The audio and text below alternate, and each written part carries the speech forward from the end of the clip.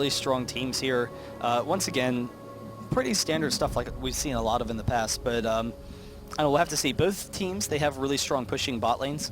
So the Lulu, is the pushing support, but Graves is the pushing AD. So they both have a lot of wave clearing potential. And already off the bat, MVP moving up for an aggressive invade, coming up for the tri-bush. And a lot of times, that's actually a bush that some teams have a tendency to check early on, but they're a little bit slow to get to.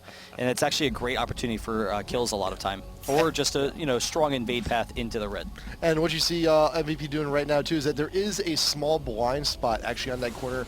Udyr actually did poke out a little bit too far though, so if someone was there, the cover was actually blown. But they're gonna actually just check the bush, throw down a ward right on the front of the ramp just to see if there's any possibilities. That'd actually be there to try and get the jump on, see if LGIM is actually doing a lane swap of some kind. They may actually have everyone. And they are indeed actually having everyone move on down to South Jungle.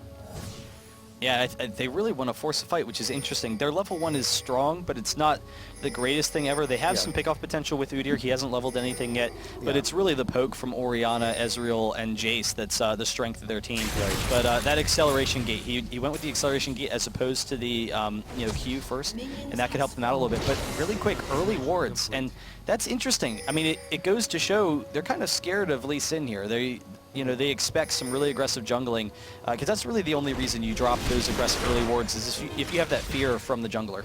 But the thing is, though, that if you look at Lulu's initial purchase, she's going to need some more of those wards coming on up, though, because she's got mana pots and health pots. You're looking for glitter lances. You're looking for harass. You're going to be spamming those abilities a lot in lane. You're going to naturally be pushing up. So you need the wards. You need them plentiful so you can put them in the river. But there is the full push for members of LGIM aggressively going on in for the blue, and MVP, they're not as prepared for it as they would like to be. Yeah, they can't defend 4v3, and Olaf's taking their blues, so they're in a great situation to take both blues. That early control could really skyrocket LGIM in this game, and it's slow going because MVP, they're trying to force them out, they're trying to null out, and they've stalled actually until Lulu can get back in there. But they know Olaf has the blue, they can stall as long as they want. Lee Sin dives in, but he has to get out of there. This could be anyone's game right now. Ignite going down onto Udyr, and he's already on fire in a Phoenix stance too, so that's double flames keeping him ignited. But there goes the acceleration gate just in case. Pulling ahead because of this though. Yes, he is, and the blue buff is now actually reset twice. So now there's another opportunity for everybody to actually come up and grab it, but there is Udyr being shielded by the Lulu, but will not be enough. That is the first blood for the Graves. He also got, and he is still getting some damage down onto Orianna as re-entering late, but Lulu actually going down to the Lee Sin behind the tier 2 in top lane, and now Ezreal coming on up. He wants to make a difference here because he sees Olaf now looking to 1v2 there in the bot lane, and they're going to have none of it. Yeah, I think he partially just wanted to see if he could get any kills, but yeah, they are going for that swap, as you said. And the issue with the swap lasting so long, it's great for Olaf. Olaf's level 3 because he was able to get the blue. He was able to recall and get back in time. Yes. But Ezreal, he's level 3 as well because he's been left alone for such a long time. Not that far of a disadvantage, though, because it's level 3 and a level 1 versus 2 level 2s. Mm-hmm. But it's still a nice little boon for Ezreal. So we'll see if he can kind of abuse that lane. But I will say, though, Jace is in a really dangerous situation because it's against a blue Olaf, and it's a 3 versus a 1. So that's brutal. He's 4 versus a 1. He's good at 4 versus a 1. He's going to hit level 2 off of this minion wave, but it's a really tough situation. Olaf can just completely, try and zone him and bully him around in this lane. And blue on Olaf is dangerous for 2 reasons. One, you have the axes, which you can spam repeatedly because you have the mana. And then remember, blue buff also gives you 20% CDR, which on his on his reckless swing, that is true damage there. That's going to hurt immensely if ever given the opportunity. Yeah, and a lot of times, now it's a little bit more common to get the undertow, but a lot of times in the past, Olaf in those bruiser lanes, you would actually max the reckless swing first. He's at 2 and 2 right now, so his damage is as high as it gets right now. One reckless swing took out a third of Jace's health. That is ridiculous at this early on. The true damage is insane, and that's why Olaf at one point was like the best counter to bruisers, because you could just max reckless swing, and whenever they come in for minions, you just knock them away. But Jace does have the range where he should be okay, but it still is brutal. It's a really tough lane. So I think Holmes is going to be okay. And again, I don't know how to pronounce that, but I'll just go with it. He should be okay in this lane. with just, farming from a distance, but Olaf is going to pull ahead in farm at the very least. Even if yeah. Olaf can't get kills, he's going to pull ahead in farm and be a real beast in the mid game. And even right now, just to give you a nice little metric, Olaf is actually doubled up on Jace right now. So we'll see if that lead actually ends up extending. You got Mima there in the mid, taking a little bit of harass from the Lee, but drinking those potions should be just fine. And yeah, Lilac's going to be 6, possibly before even home actually ever hits. Okay, never mind. My math is not as strong. But Olaf, the moment he hits 6, though, once he has that extra resist, he could theoretically just dive straight on into Jace. Yeah, it'd be tough. He has to worry about the Udyr ganks. Yeah. He probably doesn't want to die for kills, but with Lee Sin, that is a possibility that they have to keep in mind.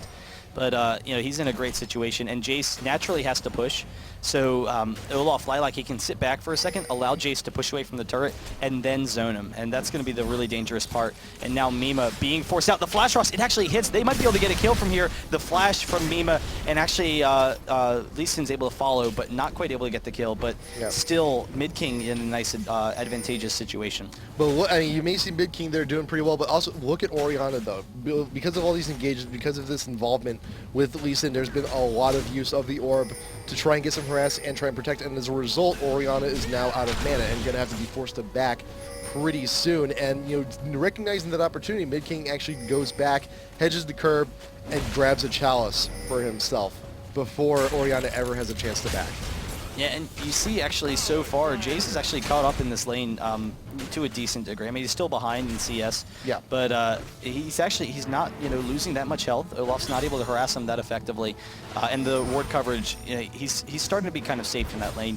Top lane, no advantages there really. Graves, even though he was behind Ezreal, and Ezreal had free farm time, Graves is even, and that actually means that Graves is kind of ahead when they've been laning, because Ezreal came into lane with a 10 CS advantage over Graves. But that's kind of an interesting thing. And Nivea actually coming over, warding that blue. So it's such a late blue. It's not going to spawn until like about 8:30 because of how long that fight happened over it. But once it spawns, they can force that out, and they have their 2 people top. So it's going to be an all-out brawl for that blue. Yep. And Graves, with that income, actually bought a BF sword on his first back. But look at Ezreal, though. This is interesting. 2 Dorans, mana and health pot, and Tabby. Yeah. Tabby is an interesting one because this is not the first time we've seen it on Ezreal, but it's actually starting to pop up a little bit more. Yeah, we have seen it on Ezreal before, and really it's just to win the lane. And Ezreal, the best thing with Ezreal is the harass with the slow on the W. You get free harass, and so Ezreal wins almost every harass exchange. But the Tabby, you win harder basically. So Ezreal can just walk up W and then get the harass. And Nivea trying to pick up the kill. If he can get this on Mima, that would be insane. He walls him off as well. He gets the ignite. One more hit will actually maybe be able to do it, but he just barely gets out of there. Lee Sin coming in as well, and Mid King backs off without losing that egg. Not quite able to grab it. He is going to get egg. The Ezreal hits him. Wow. So he does go down, but still able to put a lot of pressure on the Mima in that mid lane. I think there was also a little bit of a misplay because I heard the Orianna ult go off, but I don't think it actually went off where Mima wanted it to. I don't recall seeing Anivia actually pop back up. So I think that was actually a little bit of a mistime too. Could have actually changed that fight a little bit more towards NV's favor. But this is fine. You secured your blue, no serious deaths, and actually you got Anivia to waste the egg. So it's still a net game. Oh, Lilac's gonna dive it though. He pops his ultimate. He pops the ghost. He gets the kill very quickly. One reckless swing. The and blue is well. back. And they're going to lose this mid as a result if they decide to take it. Olaf's actually not attacking it, so he wants to get back, and he wants to get back in that bot lane. He doesn't want to allow Jace to do too much damage, but Lee Sin's still going to get it low enough where the next fight could potentially take this. But I'm sure Jace right down there bot lane, he's like, okay, now finally the blue is off Olaf. I can finally breathe for a little while. He's going to come back. He's like, ah, crap. You got it back again. Damn, that sucks. Guys. Help me out. Yeah, I mean, but Jace is pretty safe usually, so Yeah. it shouldn't be that much of a concern. But the early advantages are huge for Olaf, and he goes for the cooldown reduction along with all that HP, and the HP will allow him to be more aggressive and dive and get all sorts of kills.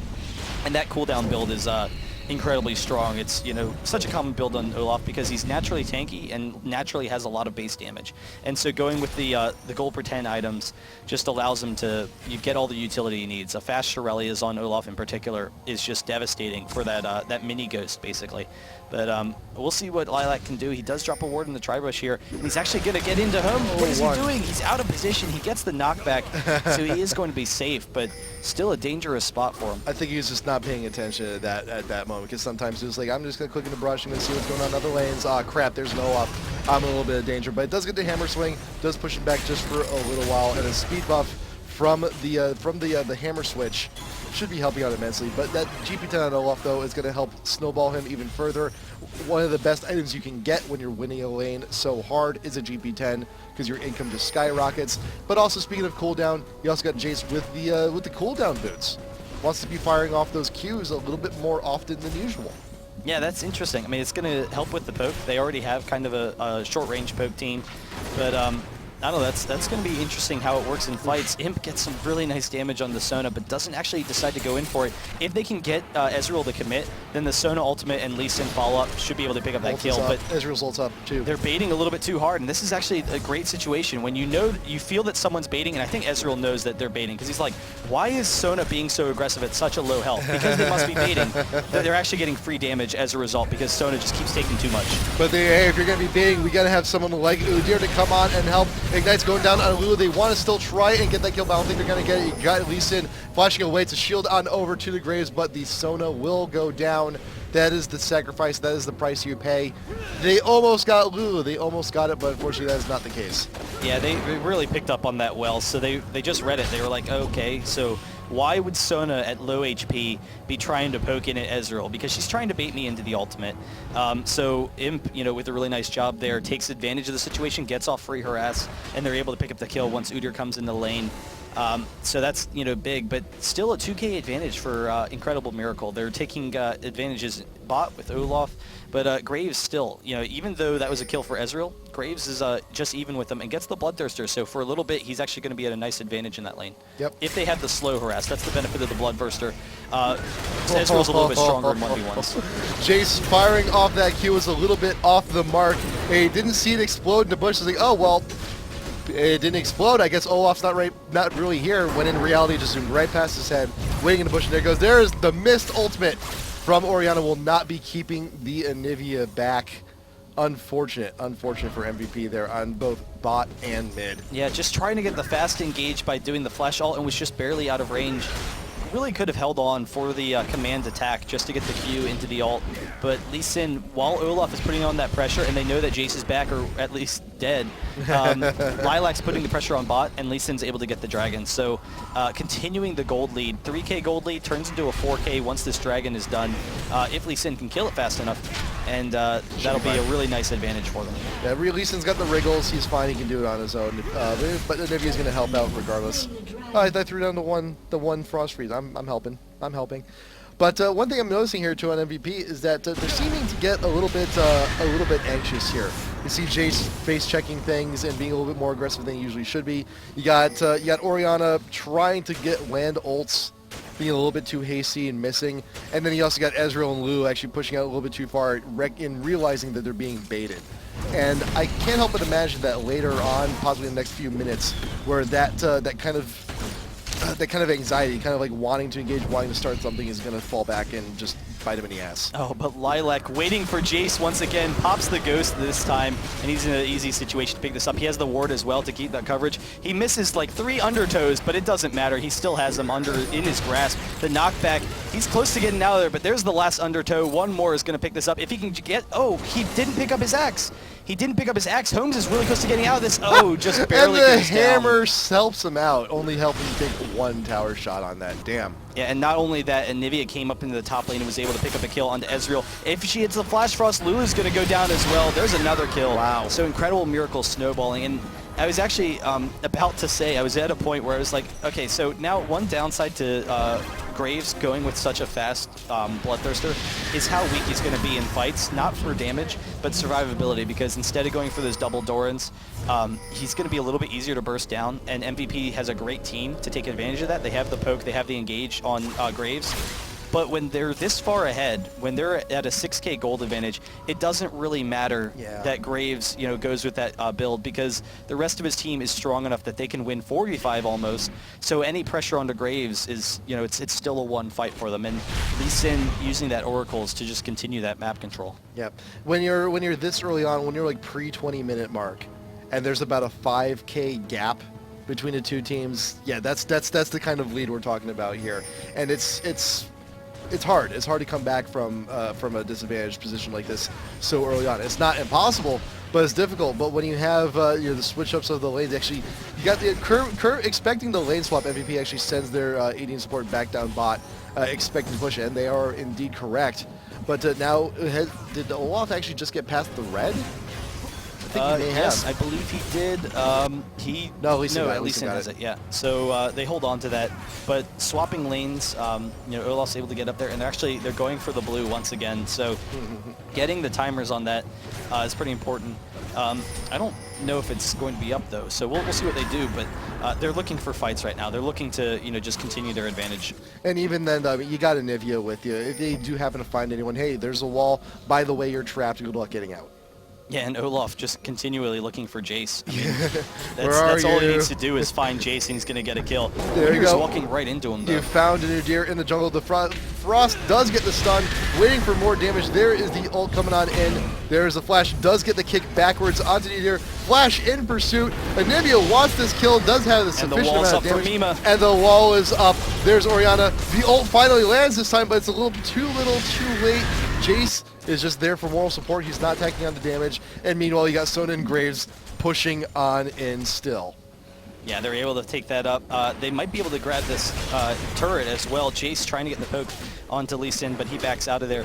But Olaf has enough control where they can control that. They are going for this bot tower, but Imp actually throws off his ultimate to try and slow them down. One more attack from Paragon. All right, one more attack now. And they'll be able to grab that. But there's the Sona ultimate. The quick burst, Small Brain's going to die, but the Lulu ultimate just barely survives. And Imp actually chasing down Sona will pick up that kill. But I think Graves is going to be able to turn it around. He's at the very least going to be able to win this fight. He's got plenty of health. He's got plenty of damage. And now you got Olaf doing what he does. Axe going to be more than enough, and Graves finally picking up the kill onto Ezreal. Now you got all of LGIM here down in the bot lane looking to continue the push. Udyr is back, full health, running back and forth, just waiting for the minions. And he is playing still a little bit risky. He knows they're still there. He knows that's where he saw them last, and yet he's still going in for hard if they really wanted to. Olaf could just come on in undertow. Graves is still there. That could have actually been another kill onto Udyr, but LGIM, they're so comfortable in their position right now. They're nearly 10K ahead. It's looking pretty good for them. Yeah, no, it's a brutal lead. I mean, it's a little bit early in the game still, so they're going to struggle taking up objectives. But, they're going to be able to slowly take that. And also the Shirelli is done onto Olaf is going to allow him to chase down Jace even more. Or, just force a fight for his team. The concern for them is really just protecting Graves, not allowing the quick burst damage from MVP, because if Jace hits a shot on the Graves, it's going to take him down about a third of his life. Like, it's going to be really a lot of damage, though he only has Phage, so that's kind of one weakness of that build. So Jace being so far behind because of Olaf doesn't have anywhere near as much damage if he had the Brutalizer or Bloodthirster. How much in gold does it actually translate out to? He's only at 3,500. He's doubled. Olaf has doubled him. Period. Olaf has doubled Jace's gold. Yeah, and that actually really puts them in a dangerous spot because they need that Jace poke. Like Jace, if he had enough poke, which is why a lot of people are going with the Brutalizer first, is because it gives you enough regardless of what you get or how well you do, then they'd be able to really wreck Graves in particular and try and poke them down before a fight happens. But as it stands, they really don't have that strength, and Olaf is one of the strongest 1v1ers in the game at Baron. He used to be able to solo Baron very easily. With the shield from Lee Sin, they can easily duo that. So there's a serious threat for MVP right now. That incredible miracle could just take that Baron. Orianna looking to back, but changing the mind quickly when you see all of IM here looking to take your stuff. MVP, they do have one thing going, that they do have the split push going on bot, so at least Ezreal and Lulu would be able to take that tower. But Danny getting caught out, the stun followed up by the wall, free damage, already down to nearly half. And there's one turret, so MVP can hang their hat on that, but now, for the time being though, you have a 2-on-3 going on. Then you got small skirmishes like this one. You got the Ignite going. Come on in, throw down Ignite on Nivea, and then immediately leave. And by the way, Oriana is looking to 1v3. Oh, if Nivea can get that wall, it is up, but just barely not able to get it onto Udyr. But we'll push in and try and take this. Ezreal and Lulu, they're still pushing bot, but they know they're too far behind to all fight. of your stuff back home, guys. This is the time. This is not the time to be trying to take a tier 2. Your inhibitor may be in dire straits very soon. Yeah, and I think they recognize they can't fight right now, so they're just trying to push and take whatever they can because they know that IM is just in a position to bully them around. The stun goes off. Jace is barely able to get out of there. The top turret is down. Mid King still trying to get the mid one. He's not going to be able to finish it up before he has to back off. But the next one fight for IM is definitely going to result in an inhibitor as a result. They, if they can win. And so LG, they're going to move over, pick up this dragon, and MVP. It's dangerous. They can poke, but they really, right now, in order to stall, they need Jace to drastically increase his damage. 11k lead now for LGIM. It extends even further, and that's it. There's wards going down in front of the Baron on the Baron River at least. Nothing quite on the pit. And you see MVP, they are still a little bit skittish. It was like, well, do I want to ward here? I'm not quite sure. And you can't ward on top of the Baron anymore. They changed that. They took that out a while ago. He will push it back. You can't do that anymore. Oh, when that happened, that was so annoying. Yeah. I mean, you had to do all sorts of cool tricks in order to kill the wards, and they kept on changing how the interaction, so you had to learn the new trick for how to kill the ward. But yes, that's out of the game. But just seeing that alone makes me wonder, like, how about like MVP and their training regimens. Like that's something that you don't. He knows that the ward doesn't. I mean, that's a year ago almost. That's eight months ago they changed that. Like, there's no, let's not comment on their training regimen and say that they haven't trained in 8 months. It's something. It has to be worth saying something about, because that is a little bit of an odd placement to be right there, right behind the Baron. I mean, still, you put it in the back of the pit, it obscures it from vision slightly. So you have to go into the pit in order to see it. I mean, it's not a bad place for a ward, but they will be pushing up. IM's in a great situation. Graves, he's a little bit too short range, so 525 range, it makes it difficult for him to poke the turrets, but it won't matter if Lee Sin can force a fight. And Nivea here as well tries to get the flash rush, can't quite grab in, but the burst damage is enough, and it forces Ezreal into a dangerous spot. Lilac moving up as well, and they have the team zone, so they can push into this mid.